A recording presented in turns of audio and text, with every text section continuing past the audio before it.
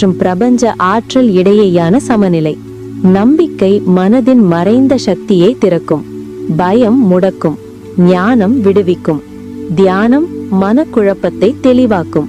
சத்தமற்ற நிமிடம் ஆன்மாவை வலிமை படைக்கும், அமைதி ஒரு ஆயுதம்,